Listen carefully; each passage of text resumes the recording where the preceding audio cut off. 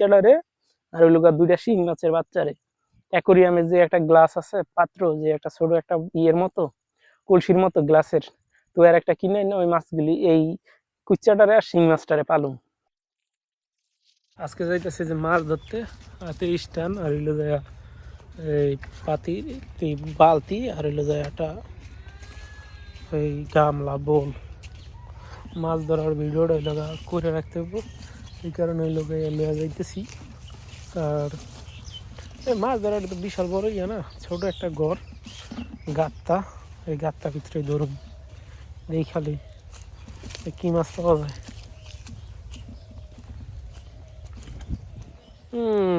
লুঙ্গি টুঙ্গি সব পরে গেছে ওই জায়গায়, পানি একদম শুকায়া কি হয়ে গেছে গা, পানি নাই বললেই চলে। তো এখন এইটার মাছে ধরুন, দেখি যে কি কি মাছ আছে। বালতি নিয়ে আইছি, বালতি বইরা জানি মাছ পাই।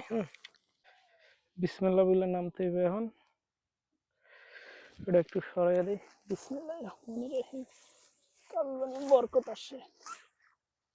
এখন এই জায়গাটা যে ঘাস দেখতেছেন, এই লতা ঘাসগুলিরে এখন যদি পরিষ্কার করে না দিই তাইলে কিন্তু এই জায়গায় মাছ ধরা অসম্ভব। তো এই জন্য আমি এই লতা ঘাসগুলিরও পরিষ্কার করে দিতেছি। যদি আমার সাথে আরেকজন হইতো তাইলে ভালো হইতো, তবু আর কি করার, একা একাই করতেছি। এই কাজগুলি করার পরে মাছগুলি ধরা শুরু করুন, তখন আবার ভালো লাগবো। আমি কিন্তু ইতিমধ্যে এই লতাগুলির একদম সাইডে চাপায় দিছি শুকনা জায়গায়, যাতে করে এই শুকনা জায়গায় লতাগুলি থাকলে অল্প একটু পানি আছে, এই পানিগুলিরও পরিষ্কার করে দেওয়া, তারপরে এই মাছগুলো ধরতে পারি। দেখছেন এখন এই যে পানি যে জায়গায় জমা আছে এই জায়গাটা কিন্তু দেখা যাইতেছে, কিছুক্ষণ পরেই কিন্তু আমরা এই জায়গায় একটু পানি আসে দিয়ে তারপরে এই মাছটা ধরে নিতে পারবো।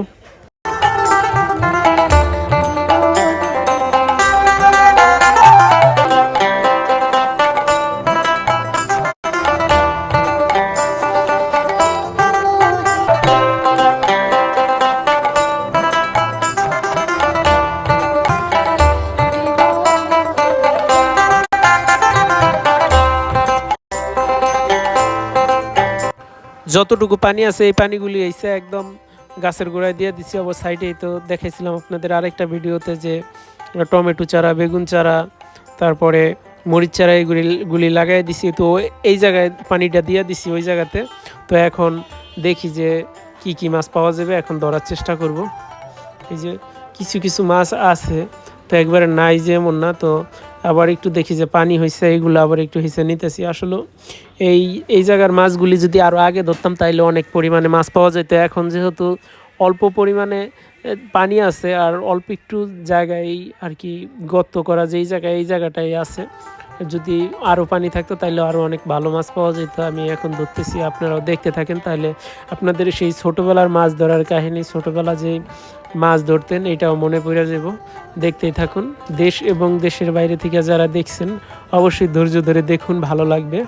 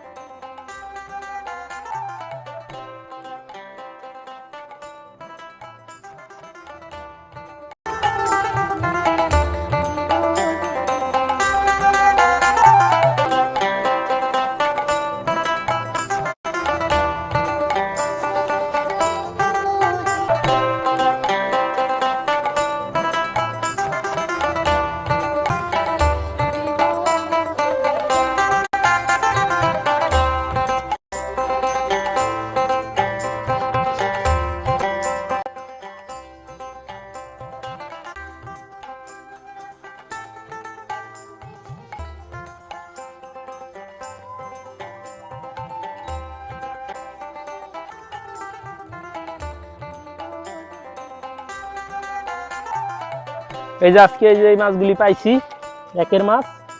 এই জায়গায় কিন্তু শিং মাছ আছে, কই মাছ আছে, টাকি মাছ আছে, শোল মাছ নাই দেখলাম। আর এই যে এটার ভিতরে আছে একটা কুচ্চার বাচ্চা।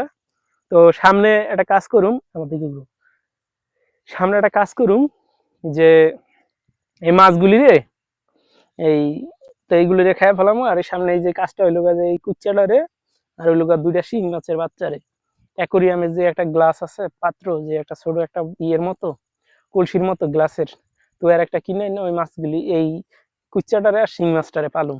ঠিক আছে, 3-4টা ছোট ছোট শিং মাছ আছে এটার ভিতরে। এখন যাই বাসার দিকে আহ দেখা দেখা কইরো না, লেচু খাইয়া উঠতে পারবো না। এই তো সব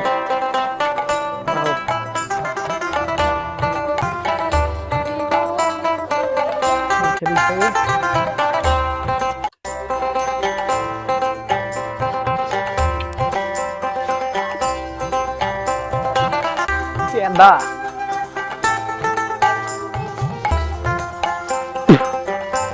তুমি তো লাগলে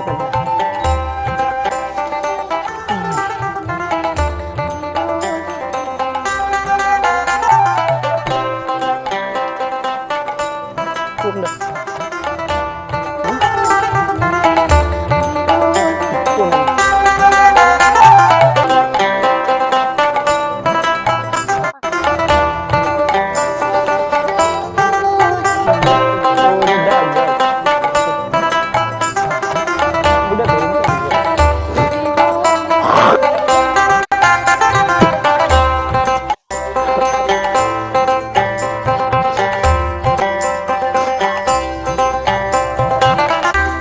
দেখুন তো কই মা দিও।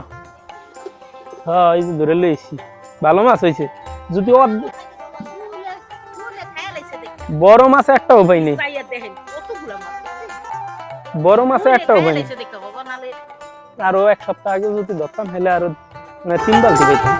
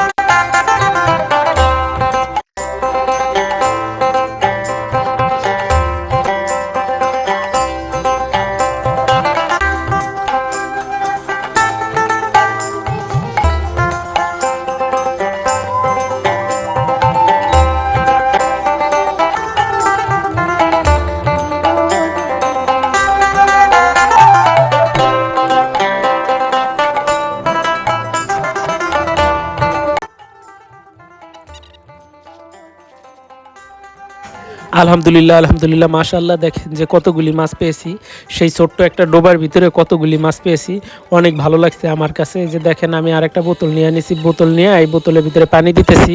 এটার ভিতরে একটা কুচ্চার বাচ্চা আছে, সাথে সাথে এই যে 4-5টা শিং মাছের যে ছোট ছোট বাচ্চা, এই ছোট ছোট এই বাচ্চাগুলির ছাইড়া দিতে হইব। আর এটার জন্য কিন্তু একটা হাঁড়ি কিনে আনবো, ওই যে কাছের যে হাঁড়িগুলি পাওয়া যায়, তো এই হাঁড়িটা আইনা তারপর ওটার ভিতরে আমি এই কটা মাছ লালন পালন করুম। দেখুন আমার কাছে কীরকম লাগে, এই অনুভূতিটা আমি আপনাদের কাছে বলবো।